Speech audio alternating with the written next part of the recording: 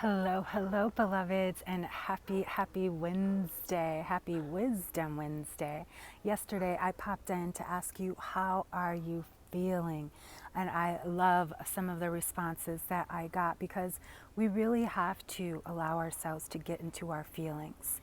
You know, this has been a very difficult year for so many people. We've had loss, we've had gains, we've had lots of shifts, and I know at least everybody in my life has experienced a loss, a true loss, a death, including myself. And so this is why I ask, how are you feeling? I never thought I'd be having a conversation or even having the idea or being a part of something that is so big as what I'm referring to, let me get it out, is suicide. You know, that's something that has touched my life actually personally. And so, this is why I wanted to ask, how are you feeling? Because many of us are walking around with feelings of not enoughness or, some deep pain or some deep hurt. And it's not supporting us. And so this is what I meant when I asked, how are you feeling? Because we've got to get in touch with our feelings, and we have to be the ones who also are asking and supporting others. I know for myself, I know I am a light worker and I'm here. And even with the suicide, I know that everything happens in divine and right order. So although it feels painful for my family and for myself personally and for those that have been left behind, I know that there is a divine plan, and I might not understand it, but I trust, and I have to know that Spirit does. And so that's what it was truly about. How are you feeling? Many of us are going in and out and up and down. I know many people have told me, I feel bipolar. I feel like I'm doing something wrong, or I'm doing something, and many of us are having these experiences of the up and down feelings, and so we've got to allow ourselves the space and the place to get in touch with what is really happening. And many of us are thinking that we feel a way, but as I shared yesterday, thinking and feeling are two different things. And so I wanted to share with you, there's tons of hummingbirds around, and because I have been, I'm a lover of hummingbirds, I now know the sounds that they make, this little high-pitched click. Here I am, a Chicago girl who never even, I only saw hummingbirds in picture books and in videos, and now I've had one coming and feeding out of my hand. Hey, Tracy Collins, beloved, thanks so much for tuning in. And so, we've got to really step in and ask ourselves, how are we feeling? Not what we're thinking. And do this for each other and for ourselves. This has been a huge year of expansion and shift for me as well, where I am reaching out to girlfriends, where I'm reaching out to people where I haven't been. I'm asking for collaborations. I'm asking for support, because I know by myself I can't do it alone either. But this is also why I love having such a firm, dedicated spiritual practice, because even when I waver, or even when, the experience of grief and mourning my brother's death, there was still this energy of Spirit right there with me. So, and of course, it still comes in waves, right? When you lose a loved one unexpectedly, it always is going to come in waves. And so, we've got to check in with each other. And this is one of the things that I really love to support people with, is that support. Many of us think we're out here alone. I just posted something too about, who's going to give you everything? Yourself. I spent years thinking somebody else was going to give me all the money, all the love, all the things that I wanted. How is that even possible? We think somebody else is going to give us all the things that we want. And this is where it comes in our minds that we've got to take care of ourselves. We've got to connect to Spirit. We've got to do the inner work to bring these things. And so this is why you see me talking about tarot so much, and the moon and prayer and all of that, because A, we need each other. B, we need to know ourselves. And C, we're all in this together, right? I guess I should have started with A first and then B and C, but you get my point. And so, when we truly are stepping into our power, when we're stepping into our grace, that's when we know that we are being guided. And one of the things that I love that, and I hear me talk about it all the time, is the moon. The moon is a huge guide for many of us, especially women. No offense, brothers, but we have a moon inside of us. And the moon, as it affects the tides and it affects the earth and, the sun and all of that, the moon within us, or women and women who identify as women, let me be, correct. We do have a moon inside of us. Even women who've had a hysterectomy, our ovaries, all of it are really tuned in with the moon. And so I'm sharing all of this because we do have a huge lunar eclipse full moon in Gemini at the end of this month. And it's going to be the power, because that lunar eclipse is setting us up then for the winter solstice on 12/21, which is going to be a huge, huge shift. Even the Mayans had it in their calendar. They had the December 21st date as December 21st, 2020 is going to be a huge shift. And so we've got to prepare for that. And how we're going to prepare for that for the full moon is really getting connected.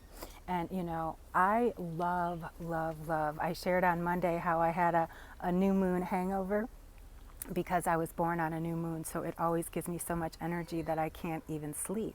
And new moons are also highly intuitive. The full moons are about completion, and they're also highly intuitive, especially for me, a Cancer, ruled by the moon. And so I'm going to be sharing a very special freebie webinar for you for Tarot and the Moon. I put out a questionnaire yesterday and asked, would you like to hear about Tarot and Yoni or Tarot and the Moon? And so the Moon won. And so perhaps in the near future then I'll be sharing the Tarot and Yoni, because there is definitely a connection to our Yoni and the Moon and the Tarot. And that is what I'll be sharing, that type of stuff, in the Empowered Tarotista. But what I wanted to get back and talk about the connection between the Moon and Tarot and what I'm going to be sharing, so stay tuned, it'll be coming up very soon, is, the new moon is that time of intuition. It is a time when most of us, which is why so many of us feel the new moon energy so much stronger. With the full moons, it tends to make people very lethargic, very sleepy. Sometimes the energy is too intense, and so it pushes us down into a place of quiet, whereas the new moon is like this new vibrant energy, which is why people can't sleep and all kinds of things. Sorry, one of my neighbors. And so we have to remember that the moon times, hi babies, hi Sophie, my little neighbor friends are here. Hi Sophie, hi Danny. So the moon and our cycles are so connected. And so, adios Sophie. Hasta luego. See. Thanks, guys. And so when we connect with the tarot and our moon, and not just the moon within us, the tarot, thank you so much. The tarot really does start to guide us. And so I want to share with you some moon magic as well as some tarot magic. And this is the type of things that I will be sharing all year long in the Empowered Tarotista. So if you want to join the Empowered Tarotista, my intuition development, tarot coaching, and mentoring program, the doors are still open. And guess what? If you join right now, guess what you're going to get for an entire year? You're going to get a new moon reading with me every single month of 2021. Hello. Normally I used to always do new moon readings for people all the time, and because it's my most intuitive time. And so I said, why not share this with my Empowered Tarotistas? So if you're Empowered Tarotista or Tarotisto, guy, man, identify as man, you can definitely still join. We will have a heavy lean into the feminine energy, but if you are a confident and secure man, I know that you would love to be an Empowered Tarotista. And actually, we do have one guy already signed up in our inner circle. And so I'm inviting you for the next few days. Actually, if you sign up now, you'll get new moon readings with me every single month. And that's because I love doing tarot readings, and that's actually open only to 10. I love doing new moon readings because it is when my energy is at its highest. And so it allows me a chance to share that love, share that insight, and that inspiration with you. But before I let you go today, I want to send some love and light to each and every one of us. I'm watching my time, so my timer doesn't go off. So let's just take it to prayer.